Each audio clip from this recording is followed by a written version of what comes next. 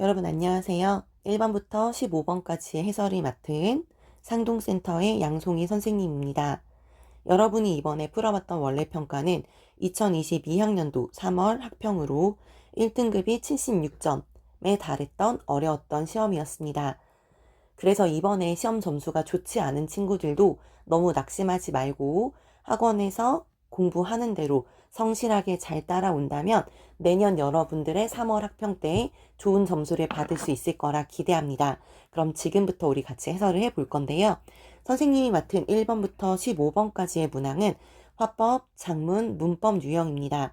이 화작문 유형을 풀 때 주의할 점은 최대한 빠르게 풀고 넘어가라 라는 것입니다. 이 부분을 빠르게 풀어야 뒤에 나오는 문학이나 독서 영역에서 여러분들이 조금 더 고민할 시간이 생깁니다. 따라서 고1 때 기준으로는 최대한 20분 안에 풀고 넘어가는 것을 추천합니다. 한 18분 정도 지난 상태에서 내가 문제가 몇 개 남았는지를 계산해보고 너무 오래 고민하고 있다면 시간을 줄일 방법을 고민해 보셔야 합니다. 시간을 줄이기 위한 방법으로 선생님은 문제를 먼저 읽고 필요한 부분만 찾아서 읽은 후에 답을 찾으면 바로 넘어가라 라는 방식을 추천합니다.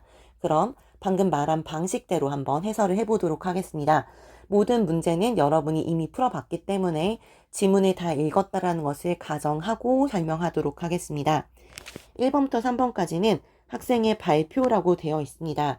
그럼 발표는 말로 하는 것이기 때문에 말하기의 방식에 관련된 이거는 화법 문제이구나 라는 것을 확인할 수 있습니다.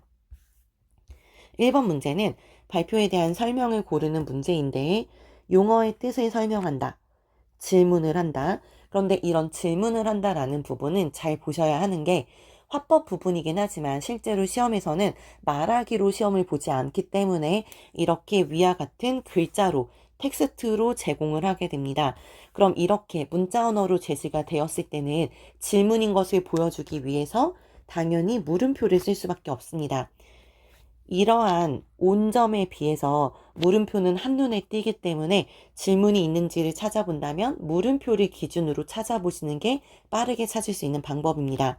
또한 3번은 학습 경험을 언급했고 4번에서는 반론을 반박하고 5번에서는 관심을 요청하면서 발표를 마무리한다.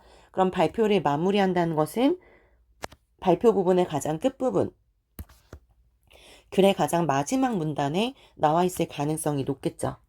글의 마지막 문단 이렇게 적어보고 한번 보겠습니다.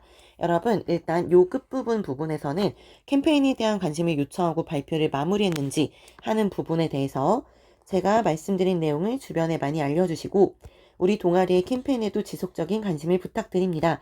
관심을 요청하면서 발표가 끝나고 있는 상태인 거죠. 그래서 1번에 5번 부분은 여기서 찾을 수 있구나라는 것을 확인할 수 있습니다. 그럼 1번의 2번 선지 질문을 하면서 라는 부분에서는 물음표를 찾도록 하겠습니다. 여기에 물음표가 눈에 보이네요. 이것이 왜 문제가 될까요? 라는 부분과 물음표가 하나 더 있죠, 여러분. 여기에도 물음표. 영구 동토층에 대해서 들어본 적이 있나요? 그럼 질문을 하고 있기 때문에 우리는 이 부분을 1의 2번 선지와 관련돼 라는 것을 확인할 수 있습니다. 그 다음에 용어의 그럼 1번, 지금 2번과 5번에서는 답이 안 나왔기 때문에 나머지 선지들을 살펴봐야 되는 상황이 됐죠. 용어의 뜻을 설명했다라고 되어 있었는데 영구 동토층은 온도가 섭씨 0도 이하로 유지되어 여름에도 녹지 않는 토양층을 말합니다. 이게 바로 정의 파트이기 때문에 1번에 1번 선지라고 확인을 할 수 있습니다. 그럼 1번과 2번과 5번은 정답이 아니야 라는 것을 확인할 수 있을 것이고 또한 학습 경험에 대해서는 수업 시간에 배운 것처럼 이라는 부분이 나와 있습니다. 그래서 1회 3번 선지에 대한 것을 찾을 수 있었을 겁니다. 여기까지 보고 나면 우리는 정답이 4번이야 라는 것을 확인하고 넘어갈 수 있겠죠. 다음에 2번 문제에서는 기억과 니은을 활용하다라고 되어 있습니다. 기억이 무엇인지 옆에서 찾아봤더니 자료가 되고 니은도 자료구나 라는 것을 생각할 수 있습니다. 그 상태에서 얘를 활용하는 부분, 보시는 자료에서 라는 부분을 통해 이 부분이 기억 자료에 대한 설명이구나 라는 것을 확인할 수 있기 때문에 그럼 기억 자료를 활용한 것, 그럼 당연히 니은 자료는 요 파트에 나오겠지 라는 것을 생각할 수 있습니다. 그럼 기억 자료부터 한번 읽어보면 기억의 자료는 왼쪽 그래프는 영구의 동토층이 녹지 않고 유지되는 지역, 오른쪽 그래프는 영구 동토층이 급격히 녹고 있는 지역. 그럼 녹지 않은 지역과 녹은 지역에 서로 반대되는, 대조되는 부분의 그래프이구나. 근데 어떤 그래프냐면 온실가스 농도의 그래프라고 되어 있습니다. 그럼 영구 동토층이 녹지 않은 경우는 온실가스의 방출량이 미미하지만 오른쪽에서는 방출량이 급격히 증가했다라는 것을 확인할 수 있습니다.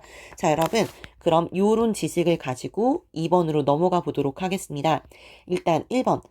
영구 동토층이 녹는 원인에 대한 거. 이 부분에서는 녹는 원인에 대한 설명은 나오지 않았죠. 2번에서도 영구 동토층이 생성된 과정이라고 표현을 했는데 이런 영구 동토층이 왜 생성됐는지에 대한 것은 나오지 않았습니다. 3번. 영구 동토층이 녹는 속도의 차이를 보여주고 라고 되어 있는데 기억에서 어떤 지역은 녹지 않은 지역, 니은은 녹은 지역이라고 되어 있었지 그 부분의 속도의 차이는 설명이 되지 않았습니다. 다음 4번에서는 녹을 때 생기는 문제를 보여주었다고 했는데 그럼 영구 동토층이 유지되는 지역과 그 다음에 녹은 지역에서의 온실가스 방출량에 대한 얘기를 했기 때문에 온실가스가 유지되는 지역에서는 적게 나왔고 녹은 지역에서는 많이 나왔다라는 것을 통해 우리는 온실가스가 영구 동토층이 많이 녹으면 밖으로 많이 나올 것이다. 그럼 그것이 문제가 생긴다라는 것을 알고 있죠. 이미 배경 지식을 통해서 답은 4번이 될 것이고 조금 더 찾고 싶다면 자, 같은 기억이라는 자료가 있는 같은 문단에서 이것이 왜 문제가 될까요? 영구 동토층이 녹으면 그곳에 묻혀있던 대량의 이산화탄소와 메테인이 대기 중으로 방출되기 때문입니다. 그럼 이러한 온실가스들이 대기 중으로 방출되는 것은 문제이다 라는 것을 문단에서도 찾을 수 있구나 라고 확인할 수 있습니다. 자, 그 다음에 3번 문제는 선생님은 이런 문제 유형을 굉장히 좋아하는데요. 왜냐하면 지문을 안 읽어도 되기 때문입니다. 일단 화법이나 작문 파트에서 이러한 보기 유형의 문제가 나온다면 본문을 안 보고 풀어도 좋은 유형들이 많이 있습니다. 일단 학생 1부터 확인을 해보시면 영구 동토층은 녹지 않는 것으로 알고 있었다. 그럼 본인이 기존에 알고 있었던 배경 지식이 되겠죠. 근데 그렇지 않다는 것을 새롭게 알게 되었다. 그럼 이것은 본인의 기존 지식이 잘못돼서 새롭게 고친 지식이 되는 거죠. 새롭게 고친 지식.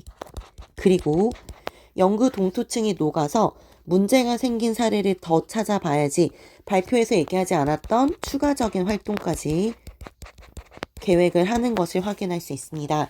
그럼 학생 1과 관련된 선지만 살펴보겠습니다.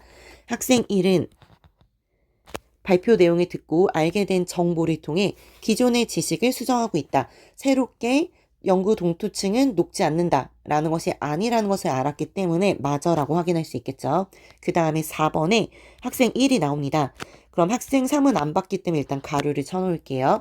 학생 1은 발표 내용과 관련한 추가적인 활동, 문제가 생긴 사례를 더 찾아보겠다고 했기 때문에 학생 1은 맞아라고 확인할 수 있습니다. 그럼 4번 선지가 확실하게 맞았는지를 확인하기 위해선 학생 3을 또 봐야 되겠죠. 학생 3을 보면 영구 동토층이 녹는 문제의 심각성을 알리자는 캠페인의 취지에 동의한다. 그래서 인근 학교와 지역사회에 이 문제를 어떻게 공유할지, 공유한다는 것은 인근 사회와 지역사회의 문제를 같이 알리겠다라는 뜻이 되겠죠. 생각해 봐야겠다라고 제시를 합니다. 자, 그럼 학생 3은 4번 선지 볼게요. 발표 내용과 관련한 추가적인 활동을 계획하고 있다. 인근 학교와 지역사회에 이 문제를 공유하겠다. 라는 추가적인 활동을 생각했기 때문에 맞구나라고 확인할 수 있습니다. 또한 학생 3을 통해서 찾을 수 있는 거 3번 선지도 볼 수 있겠죠. 발표 내용을 수용하면서 캠페인의 취지에 동의한다라고 표현을 했기 때문에 이 수용하다는 것은 받아들이다는 뜻입니다. 그럼 동의했어. 같은 의견이야. 그럼 수용했어 라고 볼 수 있게 되는 거겠죠. 주변에 알릴 방법. 주변의 문제를 공유하겠다라고 했고 그것을 어떻게 할지 생각해 봐야겠다 했으니까 고민하겠다까지가 맞는 답이야 라고 볼 수 있겠죠. 다음 학생 3에 대한 질문이 5번 선지를 보면 알 수 있습니다. 지금 2번은 읽지 않았기 때문에 가로를 치고 보면 학생 3은 발표에 활용된 정보에 출처가 언급되지 않았음을 지적했다. 그런데 학생 3의 말에는 출처에 대한 말이 전혀 등장하지 않습니다.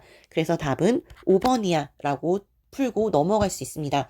선생님처럼 본문의 전체를 다 안 읽어도 이렇게 문제를 풀어낼 수 있는 영역이 바로 화법과 작문 파트가 됩니다. 다 풀었으면 넘겨보도록 할게요.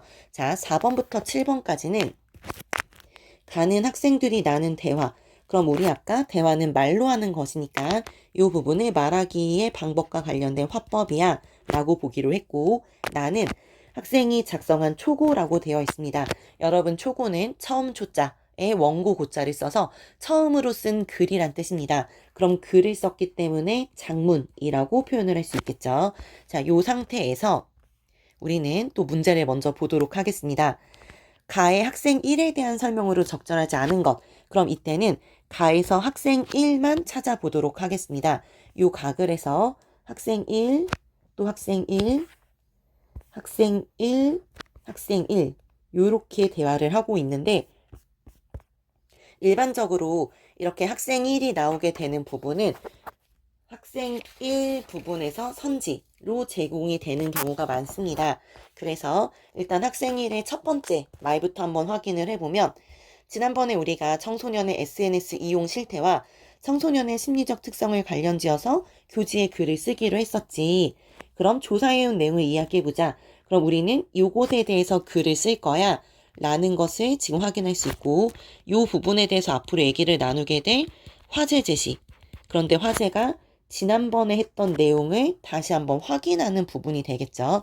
자, 요것과 관련해서 4번에서 선지들 중에서 답을 찾아보시면 지난번 대화 내용을 환기하고, 그 다음에 그럼 이것에 대해서 한번 교지에 대해서 얘기해보기로 했었으니까 조사해온 내용을 이야기해보자 라고 논의할 내용을 밝히고 있다는 것을 찾을 수 있습니다.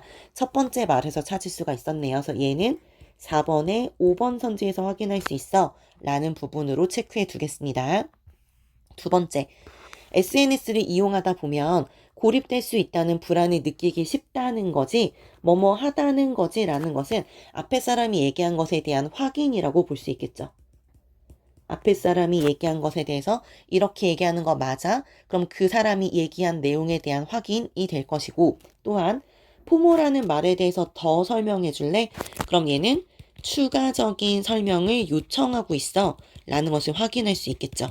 자, 이게 4번에서는 어떤 선지에 들어있나를 확인해 봤더니 대화 참여자의 발언의 일부를 재진술하고, 그래서 재진술 했던 말을 다시 반복하면서 이거 맞아? 라고 물어봤었죠. 또한 논의와 관련된 추가적인 설명, 포모에 대해서 더 설명해 줄래? 해서 추가적인 설명도 요구를 했던 것이 맞습니다. 이것도 맞아 라고 확인할 수 있겠네요. 자, 그 다음에 세 번째, 그렇구나. 그럼 그렇구나라는 것은 네가 얘기한 것에 대해서 알겠어, 동의해 라는 뜻으로 우리는 생각을 할 수 있겠죠. 동의. 또한 우리 글에 청소년의 SNS 이용 시간이 긴 것을 포모증후군의 인간관계 맺기와 관련져서 설명하는 것이 좋겠다. 그럼 글의 방향을 이렇게 쓰자라는 방향을 제시하고 있고, 이와 관련해서 학생들에게 제안할 만한 내용이 있으면 이야기해보자. 얘기하지 않았던 또 새로운 화제를 제시하고 있구나 라는 것을 확인할 수 있습니다. 4번 선지에서는 발언 내용에 대해서 동의하고 그렇구나 라고 동의를 했죠. 또한 더 논의할 내용, 학생들에게 제안할 만한 내용이 있으면 그것을 한번 이야기해보자 라고 했기 때문에 논의할 내용에 대해서 제시했어 라고 볼 수 있습니다. 자, 마지막 학생 1의 대화를 보시면, 말을 보시면 정말 좋은 의견이야. 그럼 이것은 좋다라는 것에 대해서 역시 뭐 공감을 했거나 아니면 뭐 찬성을 했거나 이렇게 보실 수 있습니다. 글을 쓸 때 필요한 자료는 우리 도서관에 가서 같이 찾아보자 라고 제시를 했습니다. 앞으로 해야 될 행동이나 아니면 역할 분담에 대한 얘기를 하고 있구나 라는 것을 확인할 수 있습니다. 그럼 이 부분은 대화 참여자의 발언에 대해서 평가하고 좋다라고 평가를 했기 때문에 좋다는 굿이라고 평가를 했고, 논의와 관련해서 참가자들이 해야 될 일, 어떤 일을 제시했냐면 도서관에 가서 자료를 찾는 것을 제시하고 있죠. 그럼 정답은 1번이야 라고 체크를 할 수 있겠습니다.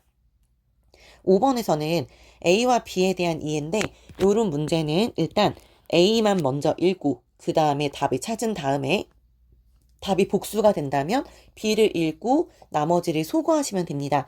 A 부분만 한번 읽어보도록 하겠습니다. A 파트는 색깔을 바꿔서 볼게요. 상품을 살 때 매진이 임박했다고 하면 나만 놓칠까봐 불안해지잖아. 그럼 이런 것들은 일상생활에서 일어날 수 있는 예시를 든 거죠. 일상생활의 예시. 이러한 소비자의 불안감을 이용하는 판매 전략을 포모라고 불렀대. 그럼 소비자의 불안감을 이용하는 판매 전략이 바로 포모야 라는 포모의 정의를 내렸고, 그런데 SNS가 널리 사용되면서 정보 수집이나 인간관계 맺기에서 뒤처질까봐 불안해하는 사람들이 많아지게 되었고, 사람들의 이러한 불안 심리를 포모 증후군이라고 부르게 된 거지. 그럼 포모 증후군이라는 이름이 나오게 된 유래를 여기에서부터 끌고 왔구나라고 볼 수 있는 거죠. 그래서 포모 증후군의 유래를 얘기하고 있네 라는 것을 확인할 수 있습니다. 5번에서 A에서 전문가, 일단 전문가에게는 전혀 나오지 않았죠. 그 다음에 A에서 용어에 대한 설명, 포모가 무엇인지에 대한 설명을 했습니다. 그 다음에 3번, 상대방 발언의 핵심 내용을 정리했다 했는데 상대방 발언의 내용을 정리하는 파트는 없습니다. 그쵸? 그 다음에 4번, 구체적인 사례를 나열했다 라고 제시가 되어 있는데 구체적인 사례를 들기는 들었어요. 어디에서? 상품이 일상생활에서 매진이 임박했다고 하면 놓칠까봐 불안해지잖아. 이건 사람들이 일상에서 겪는 구체적인 사례가 맞지만 문제는 그 사례가 한 번만 나왔기 때문에 나열됐다라고 볼 수가 없습니다. 5번, 자신의 견해를 요약해서 제시했다라고 봤는데 여기서는 나는 이렇게 생각한다라는 자신의 견해가 드러나 있진 않습니다. 그래서 견해 부분이 드러나지 않았고 나머지 성질이 다 틀렸기 때문에 정답은 2번이야. 이렇게 체크할 수 있겠습니다. 자, 그 다음에 6번. 가의 대화 내용이 나의 반영된 양상으로 적절하지 않은 것. 그럼 지금 가의 내용을 다 읽어봐야 될까? 이렇게 고민하실 필요는 없고요. 선지 한번 살펴볼게요. 가에서 포모 증후군에 대한 설명이 그럼 포모 증후군에 대한 설명이 나글에서는 자 3문단에서 친절하게 여러분이 몇 문단을 봐야 되는지까지 정보를 제시합니다. 청소년의 심리적 특성과 함께 그럼 우리는 3문단에 포모 증후군과 청소년의 심리적 특성이 함께 설명되어 있는지를 확인하면 됩니다. 그 다음에 여기는 SNS 사용에 대해서 청소년들에게 제안하려는 내용이 4문단에서 개인적 측면과 사회적 측면으로 나누어져 있는지 확인하시면 되고요. 그 다음에 3번에서는 청소년의 SNS 이용 시간과 관련한 언급을 1문단에서 설문 결과, 그 다음에 수치라는 표현을 쓰는데 여러분 수치라는 표현이 나오면 무조건 숫자를 떠올리시면 됩니다. 그럼 여러분이 보고 있는 글에 숫자, 한글 사이에 숫자가 끼어 있으면 굉장히 잘 눈에 띕니다. 그래서 숫자가 있는지 없는지를 확인하시면 됩니다. 다음, 전문가의 견해가 필요하다라고 했던 것이 이 문단에서 실제로 전문가, 그 다음에 청소년기의 두 가지 특징이 드러났는지를 확인하면서 보시면 되겠습니다. 5번 선지에서는 포모 증후군과 청소년의 SNS 이용 시간의 관련성이 이 문단에서 청소년의 SNS 과다 사용과 포모 증후군의 악순환 관계라고 제시가 되어 있습니다. 그럼 우리가 이 부분을 실제로 본문을 보면서 한번 확인을 해 볼 건데요. 여러분 일단 1문단부터 확인하시면 1문단과 3번 선지를 지울 수 있겠죠. 그래서 우리 본문의 1문단 한번 확인해 보도록 하겠습니다. 나글 속에서의 1문단은 여기겠죠? 1, 2 한눈에 볼 수 있게 체크 한번 해볼게요. 3, 4. 자, 1문단을 보시면 학생의 대부분은 SNS를 이용하게 되는데 우리는 1문단에서 아까 뭘 찾으라고 했었냐면 설문조사 결과에 나타난 수치. 그럼 일단 SNS 이용과 관련한 SNS 이용 시간이라고 표현이 됐었죠. 그 다음에 정확한 수치는 77%, 그 다음에 19%라는 설문조사를 통한 수치가 드러나 있기 때문에 아까 봤던 6번의 3번 선지는 맞는 답이야 라는 것을 확인할 수 있겠죠.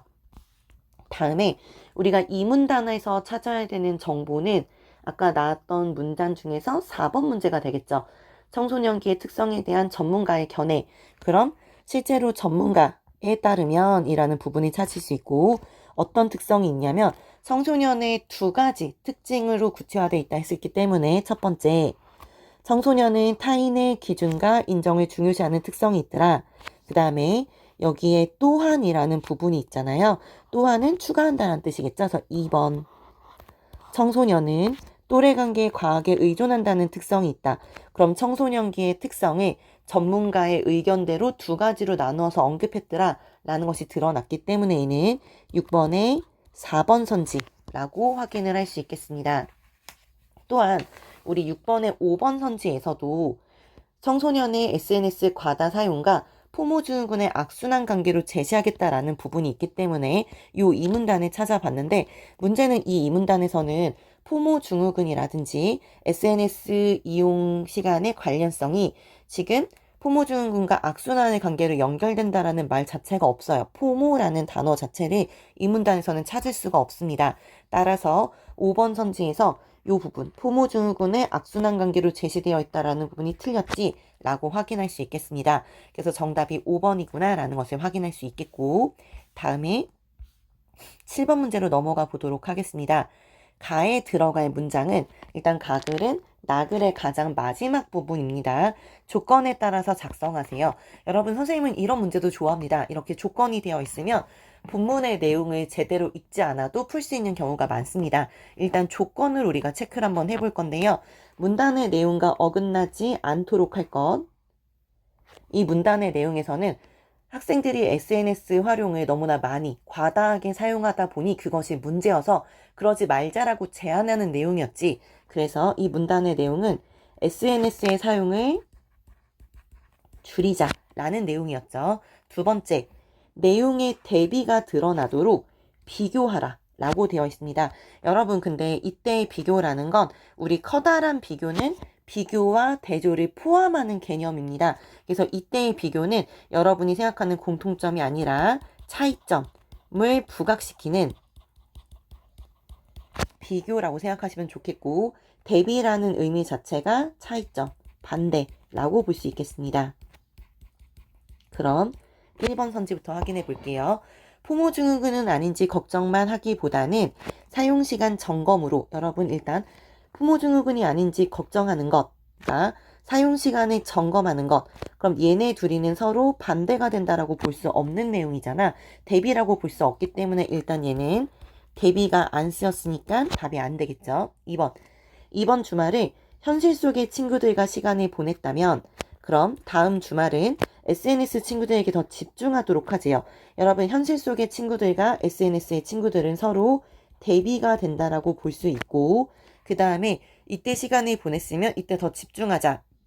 서로의 차이점이라 볼 수 있다면 두 번째 조건은 괜찮다고 보지만 첫 번째 조건 우리는 SNS의 과다 사용을 줄이자라는 내용의 글이었는데 SNS 친구들에게 더 집중하라는 건 SNS를 많이 하자라는 뜻인 거잖아. 그래서 문단의 내용과 어긋나는 파트가 되겠죠. 그래서 SNS 사용을 늘리자라는 표현이기 때문에 틀렸어 라고 확인할 수 있습니다.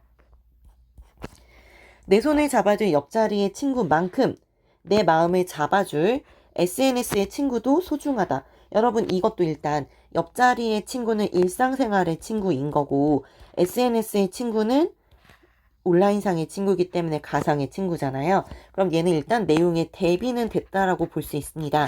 하지만 역시 마찬가지 SNS 사용을 줄이자라는 내용인데 SNS의 친구가 소중하다 했기 때문에 SNS를 늘리자라는 내용이 되는 거죠.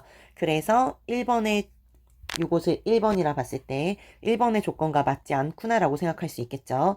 그 다음에 4번 선지를 보면 SNS 속 친구 목록의 길이에 마음을 쓰기보다는 곁에서 마음을 나누는 몇몇 친구 그럼 곁에서 마음을 나누는 몇몇의 친구는 일상생활의 친구 SNS 속의 친구는 서로 반대되는 개념이니까 대비가 쓰였네 라는 것을 확인할 수 있고 그 다음에 SNS보다 실제 친구들 간의 시간을 소중하게 여기자니까 SNS의 활용을 줄이자라는 내용이 들어가 있는 거죠. 답을 그래서 4번으로 체크하시면 되겠습니다. 5번 선지 궁금할 수 있으니까 확인해 볼게요. 일상생활에서 직접 만나는 친구 SNS 속에서 자주 만나며 여러분 이때는 이 친구를 SNS에서도 만나자라는 뜻이에요. 그럼 일단 얘는 대비도 쓰이지 않았고 그리고 문단의 내용과도 어긋날 수 있겠죠. SNS에서도 자주 만나자는 뜻은 SNS를 잘 사용하자라는 뜻이잖아. 그래서 정답은 4번이지 라고 확인하실 수 있겠습니다. 자, 8번부터 10번까지의 문제 유형은 장문의 상황에 따라서 학생이 쓴 글의 초고입니다. 아까 선생님이 초고는 처음 쓴 글이라고 설명을 드렸죠.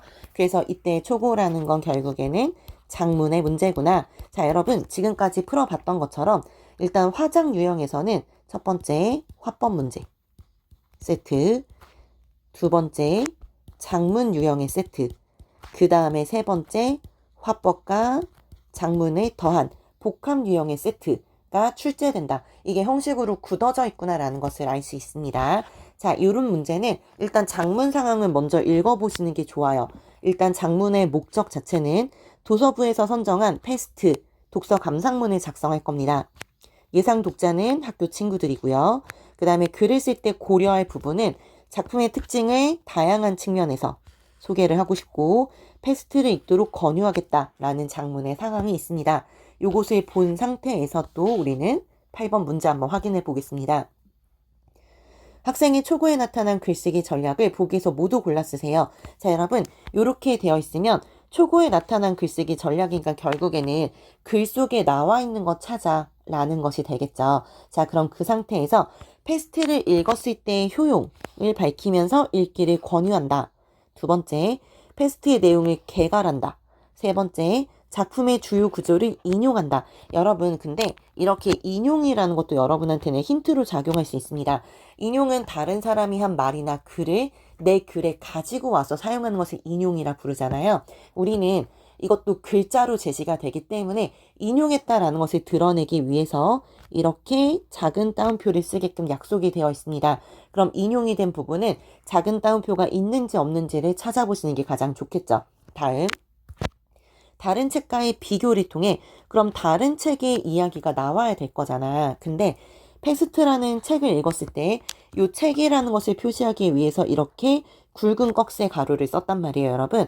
그럼 다른 책에도 역시 마찬가지로 이러한 굵은 꺽쇠가 있겠지라는 것을 확인할 수 있겠죠. 일단 디귿과 리을은 먼저 찾아볼 수 있겠죠. 글자를 읽지 않아도 찾을 수 있는 것이니까 작은 따옴표와 그 다음에 굵은 꺽쇠를 한번 찾으면서 본문 확인해 보도록 하겠습니다. 자, 여러분 여기에 작은 따옴표가 있네요. 근데 이거는 3월의 책이지 인용된 파트가 아니죠. 그 다음에 꺽쇠가 있는데 이거는 패스트라는 우리의 책 제목입니다. 다음에 두 번째 굵은 꺽쇠 있는데 이것도 패스트라는 책의 제목이고 그 다음에 여기에 또 이렇게 인용 표시가 있죠. 그런데 이거는 카미에 대한 평가를 인용했을 뿐인 거지.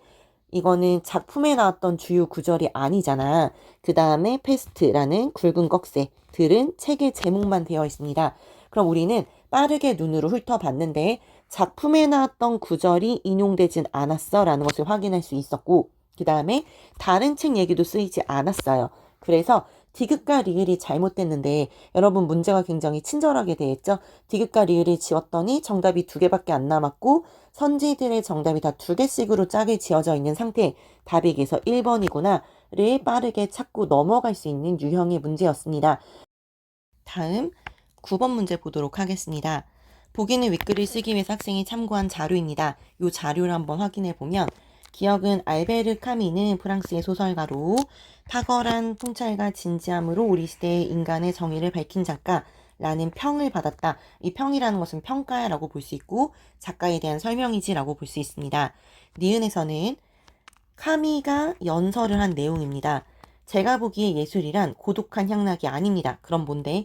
인간의 공통적인 괴로움과 기쁨의 유별난 이미지를 제시함으로써 최대 다수의 사람들을 감동시키는 수단입니다. 그럼 여러분, 인간들이 느낄 수 있는 공통적인 괴로움이나 기쁨이다라는 것은 문학의 보편성을 얘기하고 있는 거죠. 다음 디귿에서는 오랑에서 생활하던 카미는 그 지역의 장티푸스가 창궐했을 때 매일같이 사람들이 죽어가는 상황을 봤고 그때의 경험을 통해서 패스트에 창작하게 되었더라 라는 작가의 경험이 제시가 되어 있죠. 1번 선지 기억을 활용해서 작가에 대한 평가 기억에서는 지금 평을 받았다 라는 부분이 여기 드러나 있잖아요. 그럼 기억을 통해서는 작가에 대한 평가를 제시할 수 있을 것이고 니은에서는 예술의 필요성. 일단 여기 니은 글 자체에서 여러분 예술의 지금 필요성 자체가 등장하지 않습니다. 예술이라는 것은 그냥 향락이 아니라 사람들이 감동시키는 수단이다 라는 부분이 있구나 라고 생각할 수 있고, 그 다음에 뒷부분 작가의 인식이 작품 창작의 동기가 되었다. 작품 창작의 동기가 되었다라는 것은 사실 영감을 주었다 라는 디귿에서 확인할 수 있는 파트잖아. 그래서 2번 선지가 좀 이상하네 하고 넘어갈 수 있는 파트가 됩니다. 다음에 니은을 활용해서 작품이 보편적인 공감을 획득하고 있다. 인간들의 공통적인 괴로움과 기쁨이라 했기 때문에 괜찮네 라고 보실 수 있고요. 디귿을 활용하면 특정 도시 어디 오랑에서 생활하던 카미라는 표현이 있습니다. 그래서 작품 속 공간으로 설정된 배경은 카미가 실제로 그 지역에서 지내면서 장티푸스에 걸려서 많은 사람들이 죽는 것을 봤기 때문이겠죠. 다음 디귿을 활용해서 전염병에 대한 작가의 경험이 작품의 사실성을 갖추는 데 기여했다. 괜찮네 라고 볼 수 있기 때문에 정답은 2번이야 하고 넘어가시면 됩니다. 근데 여러분들은 아직 여러분의 선택에 확신이 없을 수 있기 때문에 선생님과 함께 본문에서 확인해 보도록 하겠습니다. 나그를 한번 학생의 초고를 보도록 할게요. 이 책은 1947년에 아까 빨간색으로 체크했으니까 초록색으로 바꿔서 체크를 해볼게. 발표된 작품으로 오랑이라는 도시가 패스트로 인해 봉쇄되면서 전염병에 맞서는 다양한 인물을 다룬 소설이다 라는 부분이 있죠. 일단 오랑이라는 도시 이야기가 나왔습니다. 또한 그는 오랑에서 머물던 중 전염병으로 수많은 사람들이 죽는 것을 목격하였다 라는 부분이 나와 있기 때문에 이거 실제로 카미가 겪었던 디귿과 관련된 이야기지라는 것을 확인할 수 있겠죠. 그래서 디귿을 활용해서 특정 도시가 작품 속 공간으로 설정된 답은 4번의 파트. 그래서 9번의 4번 선지는 이 부분에서 찾을 수 있어 라는 것을 확인할 수 있고, 오랑에서 머물던 중 전염병으로 수많은 사람들이 죽는 것을 목격했기 때문에 작가의 경험과 관련된 9번의 5번 선지도 여기에 나와 있어 라는 것을 확인할 수 있습니다. 또한 A파트 패스트의 등장인물은 전염병 창궐이라는 비극적인 재난 상황에 대응하는 방식에 따라 두 가지 유형으로 나뉜다 라고 되어 있고, 긍정적인 인물의 유형, 그래서 보건대 조직부터 시작해서 타루, 리웨, 그랑, 파늘루, 랑베르에 대한 얘기를 하죠.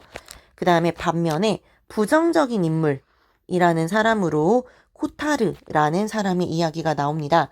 이러한 대조를 통해 카미는 공동체의 어려움을 이겨내기 위해서는 구성원들의 연대의식이 필요함을 역설한다. 그럼 카미가 이것에 대한 얘기를 하고 싶었다 라는 부분이 있지만 이거는 기억, 니은, 디귿 중에서 아무런 복이 해당하지 않았죠. 다음, 카미는 탁월한 통찰과 진지함으로 우리 시대 인간의 정의를 밝힌 작가라는 평을 받았다 라는 부분은 카미에 대한 평가, 아까 보기에 기억에 들어있었던 부분이잖아. 그럼 카미에 대한 평가는 일단 이거는 9번이었죠. 9번의 1번 선지, 기억을 활용해서 작가에 대한 평가를 제시하고 있다 라는 부분이 맞네 라고 확인할 수 있겠습니다. 그러면 1번, 4번, 5번을 찾았고, 그럼 이제 3번 선지를 찾으면 되겠죠. 3번 선지에서는 카미는 수상 후의 연설에서 예술은 인간의 보편적인 감정을 제시하여 많은 사람들이 감동시키는 수단이라고 하였다 라는 부분을 통해 9번에서 보편성, 인간의 공통적인 괴로움이나 기쁨이라는 표현을 통해서 니은과 관련된 보편적인 공감이지라는 것을 확인할 수 있겠죠. 그래서 9번에 1, 3, 4, 5를 다 확인할 수 있었기 때문에 확실하게 9번의 답이 2번이구나 라는 것을 확인할 수 있겠습니다. 자, 다음에 10번 문제를 보시면 이 10번 문제는 작문 문제치고는 어려운 파트였어요. 그래서 실제로 정답률이 56%. 그럼 10명 중에서 결국에는 5명의 선배만 맞췄고 5명은 틀린 문제라고 확인할 수 있습니다. 자, 선생님의 조언에 따라서 A를 수정한대요. 선생님이 했을 조언. 그럼 이때는 A를 수정한 파트니까 요 보기 파트는 수정 후가 될 것이고 A는 수정 전이 되겠죠. 그럼 선생님이 조언을 했기 때문에 수정 전을 수정 후로 바꾼 거잖아. 그럼 어떤 부분이 어떻게 바뀌었는지를 먼저 확인해 보셔야겠죠. 그래서 A 파트를 먼저 다시 한번 확인을 해 보시면 페스트의 등장인물을 두 가지 유형으로 나누었고 긍정적인 인물의 타루, 리에, 그랑, 파늘루, 랑베르 이런 식으로 제시가 돼 있고 부정적인 인물에는 코타르가 있다. 그 다음에 카미라는 사람이 주장하고자 했던 것이 무엇이다 라는 것을 제시하고 있습니다.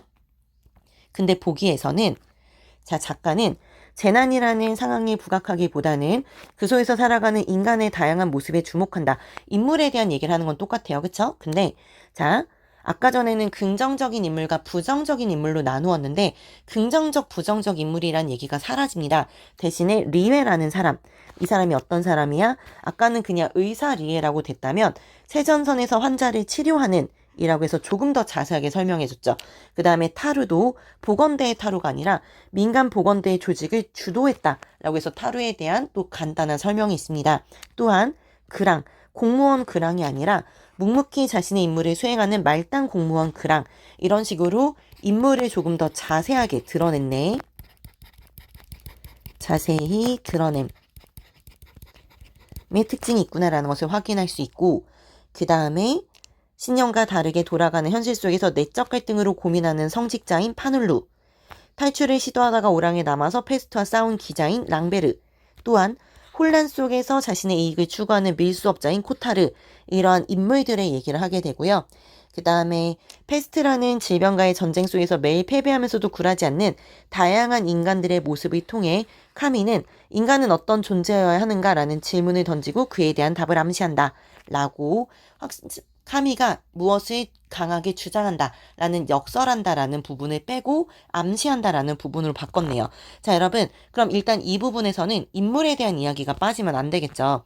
1번 선지는 장점과 단점에 대한 얘기를 하는데 단점이 드러나지 않았기 때문에 틀렸어라고 확인할 수 있을 것이고, 2번의 인물, 3번도 인물, 4번도 인물, 답은 아마도 2, 3, 4번 중에 하나. 5번에서는 책을 자세하게 소개하는 대신에 책에서 받은 인상, 자신이 이 책에서 어떤 느낌을 받았다라는 부분은 없기 때문에 2, 3, 4 중에서 골라보는데, 2번 인물 유형을 단순화하기보다는 아까 인물 유형을 긍정적인 인물과 부정적인 인물로 단순화했다면 이번에는 다양한 인물의 모습을 누구 이렇게 설명을 했고, 그 다음에 작가에 대한 평가와 자연스럽게 연결될 수 있는 내용, 그럼 이 부분에서는 카미라는 작가와 연결을 하고 있는 파트니까 괜찮아라고 볼 수 있겠죠. 3번은 인물 간의 갈등의 원인, 인물은 맞지만 갈등에 대한 부분은 안 나왔잖아. 그 다음에 그것에 대한 원인도 등장하지 않았죠. 4번, 인물에 대한 정보를 간략하게 제시하기보다는 소설 속 인물의 행동을 자세하게 언급하고, 일단 소설 속의 인물의 행동들, 민간 보건대 조직을 주도했어? 세전서에서 환자를 치료했어? 오랑에 남아서 페스트와 싸웠어? 그럼 이 부분 맞네 라고 확인할 수 있습니다.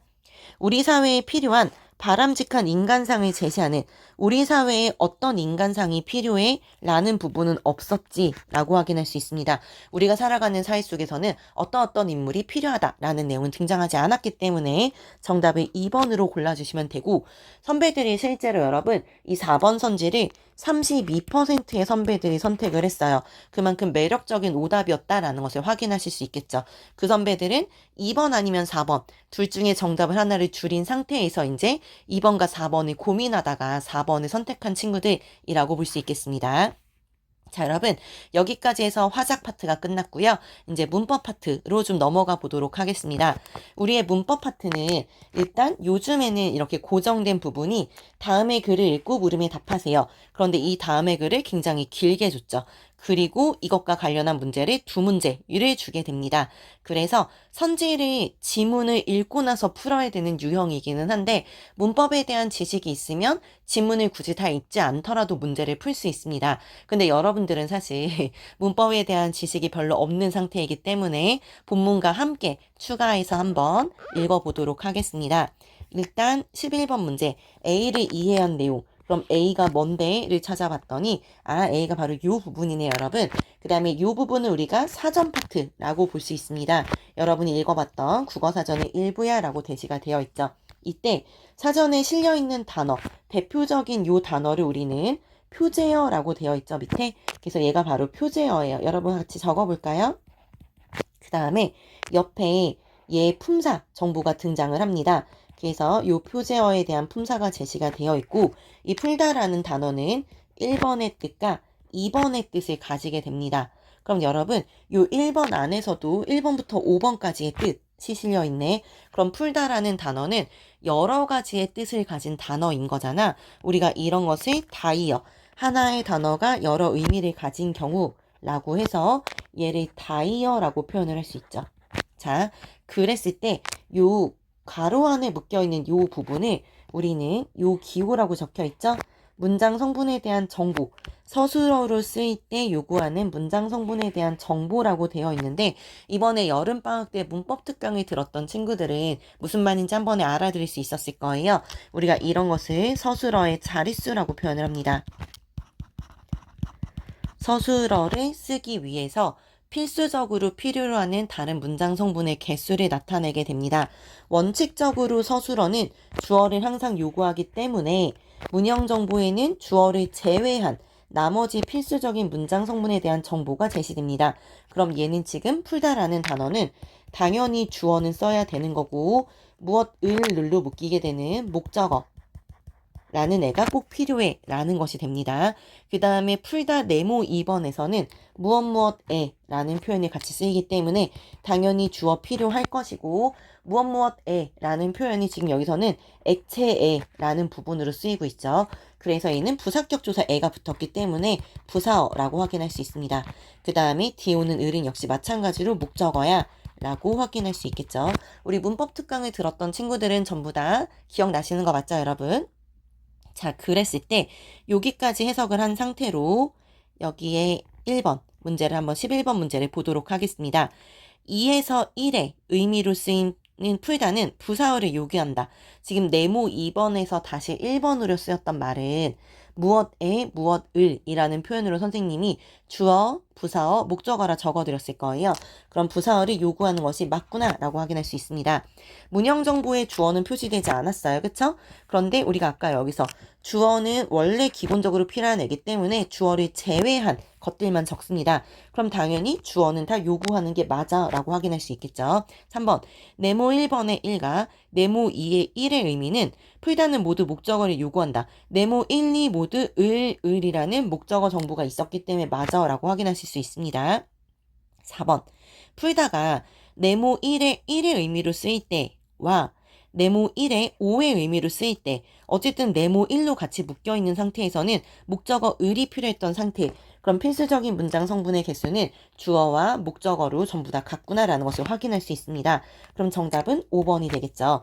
그는 10분 만에 선물 상자의 매듭을 풀었다. 여러분, 선물 상자의 매듭을 풀었다라는 것은 이때의 뜻은 묶이거나 감기거나 얽혀지거나 합쳐진 것 따위를 그렇지 아니한 상태로, 그럼 묶이고 감겨 있는 것을 그렇지 아니한 상태로 되게 하다 라는 네모 1번의 뜻이 되겠죠. 그래서 얘는 일단 무엇의 을이라는 것은 네모 2번의 뜻이잖아. 얘는 네모 1의 뜻이라면 얘는 네모 2의 뜻이기 때문에 틀렸어 라고 확인할 수 있게 되는 겁니다. 자, 그 다음에 12번 문제. 기역과 니은에 들어갈 말로 적절한 것을 골라보시면, 일단 기역을 보시면 위에 예에서 밑줄 친 문장, 그럼 위에 예에서 밑줄 친 문장이니까 이 부분을 보면 된다는 뜻인 거잖아요. 자, 한번 확인해 보도록 하겠습니다. 그래서 나는 물에 세제와 신발을 풀었다. 자, 여러분, 물에다가 세제와 신발을 풀었다라는 것은 네모 2번의 뜻이야 라는 것을 확인할 수 있죠. 네모 2번에 액체에 다른 액체나 가루를 풀다. 네모 2번의 1번의 뜻이구나 라는 것을 확인할 수 있습니다. 그럼 위에 예에서 밑줄 친 문장이 문법적으로 부적절한 이유는 무엇과 서술어가 호응하지 않기 때문이며, 여기에 쓰인 풀다의 무엇으로는 무엇이 와야 호응이 이루어진다 라고 되어 있었습니다. 여러분, 일단 이 문장을 한번 보면, 그래서 나는 물에 세제와 신발을 풀었다. 여러분, 일단 생각해 보세요. 이때 풀었다라는 의미는 다른 가루나 액체 따위를 섞다라는 뜻이에요. 그럼 세제라는 건 일반적으로 액체나 가루의 형태이기 때문에 풀다라고는 활용할 수 있습니다.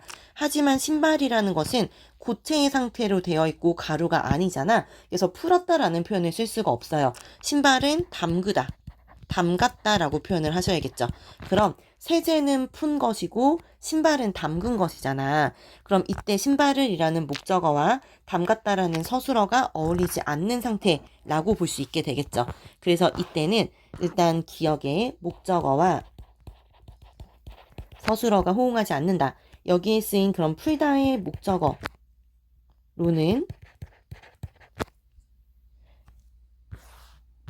무엇이 와야 될까를 생각해 보시면 일단 액체에 다른 가루나 액체 따위를 섞다라고 되어 있잖아요.